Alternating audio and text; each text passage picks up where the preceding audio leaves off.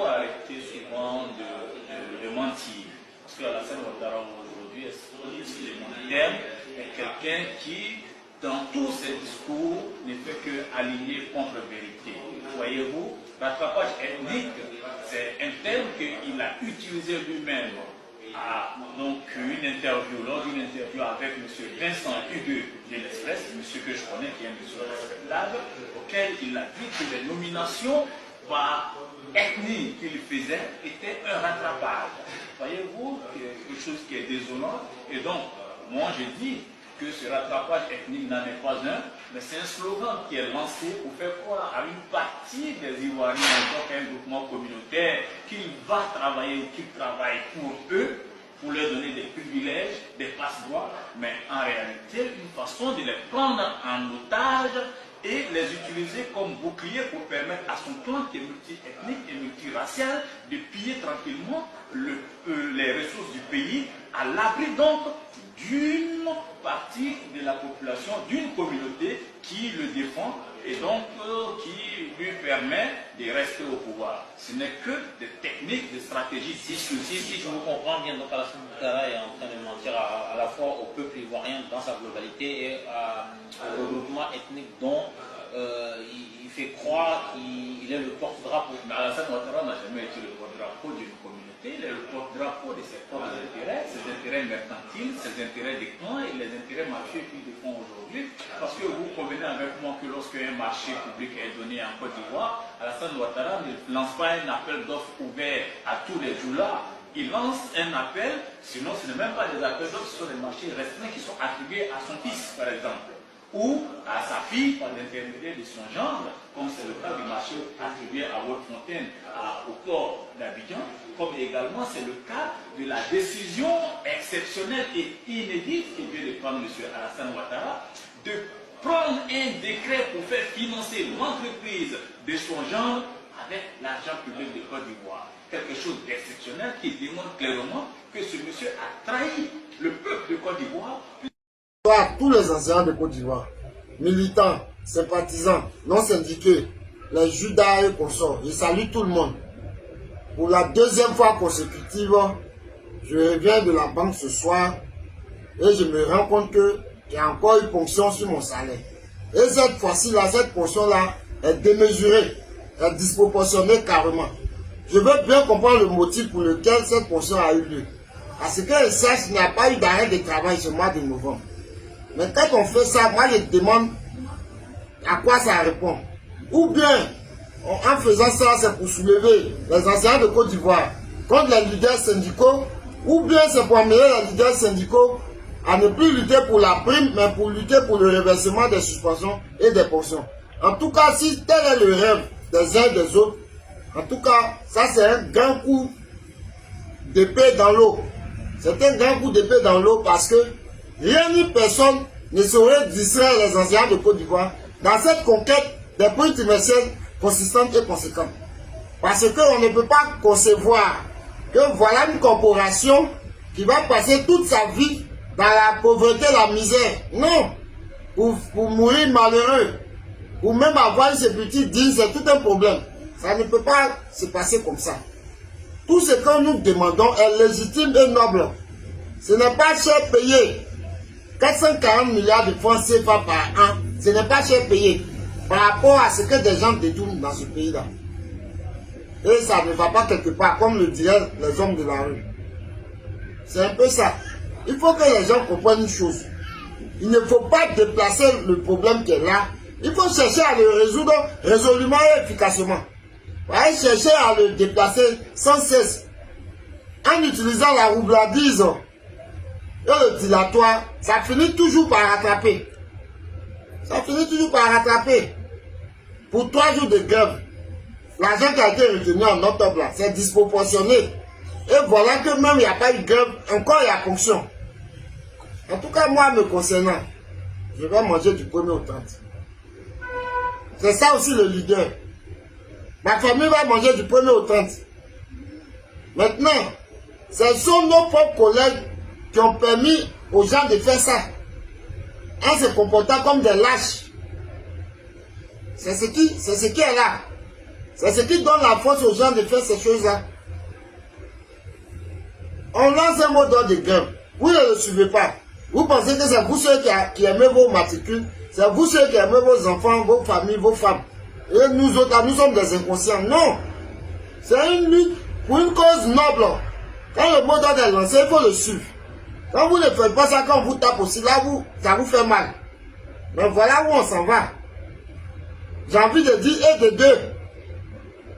Mais ce n'est pas bien grave. Nous allons surmonter ça. Ce samedi 30 novembre, là, vous savez qu'il y a l'AG. Il faut que vous soyez là. Ce sera à vous de décider de la ligne de conduite. Ce n'est pas au leader de décider. C'est à vous de décider. Les leaders ne font que faire appliquer ce que vous décidez. Le lieu et l'heure de l'AG ne sont pas encore connus. Faites un effort. Soyons forts. Ces ponctions, ces nouvelles ponctions de novembre là ne vont pas nous tuer. Bien au contraire, ça ne fera que nous rendre beaucoup plus forts. Il faut pouvoir surmonter ces ponctions. Il faut pouvoir surmonter les effets collatéraux de ces ponctions. Et venir courageusement prendre ce samedi 30 novembre son dessin en main. Il ne faut pas se mettre en marge de l'histoire. Il ne faut pas se mettre en marge de l'écriture d'une nouvelle page du syndicalisme dans le secteur éducation-formation. C'est de ça qu'il s'agit. Je ne suis pas du tout content. Rien ni personne ne justifie ces nouvelles fonctions-là. Rien ni personne. On dira que peut-être on a signé une trêve sociale et on se met en grève. Cette trêve sociale-là, ceux qui l'ont signé, moi je n'ai pas ma signature dedans. Ils l'ont signé au nom de tous. Mais est-ce qu'ils ont pris la peine de bien expliquer les choses? Non. Et voilà où on s'en va. Et maintenant, ces derniers sont là, ils ne parlent pas. Ou ils font semblant de parler, sans convaincre. Ils sont en train de prêcher dans le désert. Pendant que eux se la coulent douce là-bas, et font bombance, nous autres sommes en train de souffrir. Pour pouvoir joindre les deux bouts. Avec ça, en 2027, on viendra encore nous parler de trêve. J'attends le premier qui va me parler de trêve. En tout cas, il aura pour son compte. Vous pouvez me faire confiance. Parce que, où on est arrivé là, si on n'a pas gagné cette lutte-là, je ne sais pas en quelle année on va la gagner. C'est de ça qu'il s'agit. Donc, demeurons dignes dans la douleur. Ça va passer. Demeurons dignes dans la douleur, ça va passer. Moi, pour moi, il est déjà passé. Voilà, pour moi, il est déjà passé.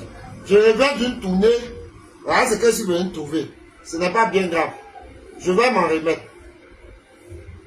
Et ça va aller. Quand je vois mes enfants, mon épouse, autour de moi, ça me suffit largement. Ça me permet de me battre.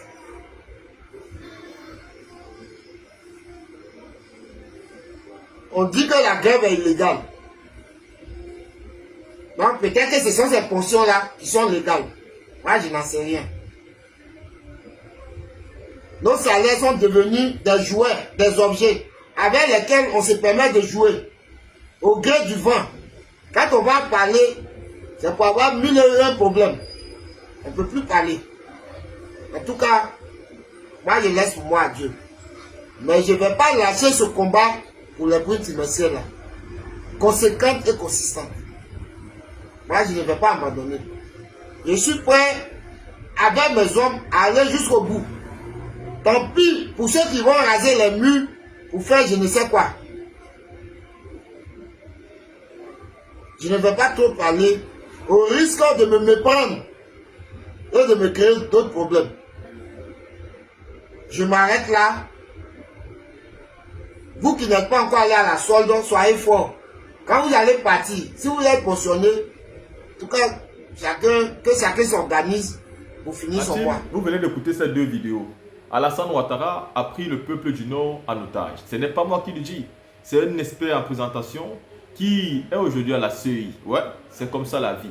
Vous critiquez, vous insultez, vous dites la vérité. Vous fermez la bouche, on vous donne un petit pause. Vous travaillez pour Alassane Ouattara, le tour est joué et c'est terminé. Et c'est ce qui se passe aujourd'hui dans le gouvernement d'Alassane Ouattara, mais pas que dans le gouvernement de beaucoup d'hommes politiques qui n'arrivent plus à avoir de véritables projets de société, qui n'arrivent plus à promettre quelque chose, qui n'arrivent plus à prouver qu'ils seront capables d'amener le peuple vers une meilleure direction, ils décident de faire quoi? Ils décident donc de prendre ce peuple-là, qui les critique réellement, ils leur donnent un petit poste où ils vont commencer à manger et ceux-ci arrivent à se calmer.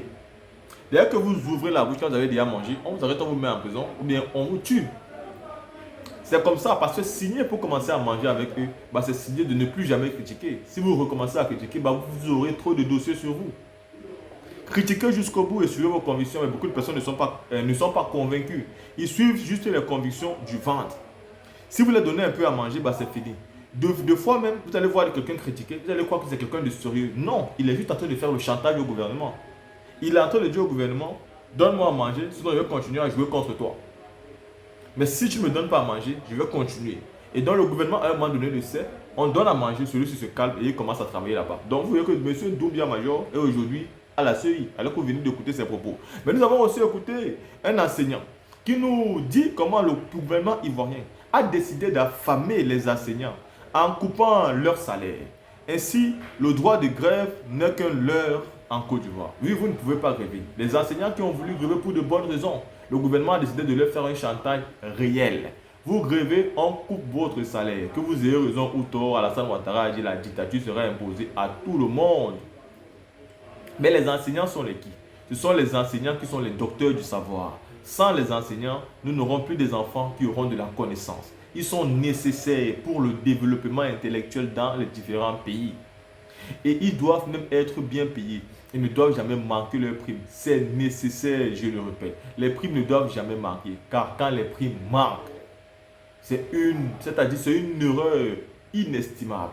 Car un enseignant est d'abord celui qui amène les enfants tous les jours à comprendre ce que c'est que le monde, mais aussi à comprendre leurs devoirs de demeure. C'est celui qui reste avec les enfants de 8 heures à minimum 15 heures. C'est celui qui passe la journée à crier, à encadrer et à recadrer. C'est celui qui a un grand travail. Et pour ça, il mérite son salaire et ses primes.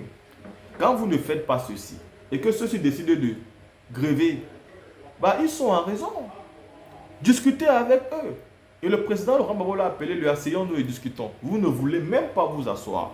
Vous les imposez et s'ils ne veulent pas, soit d'autres seront menacés, soit d'autres seront arrêtés ou simplement d'autres seront renvoyés ou alors on va couper les salaires pour les faire chanter. Là, vous voyez, ce gouvernement, c'est un gouvernement d'irresponsable et il faut dire la vérité pour que ce gouvernement parte en 2025.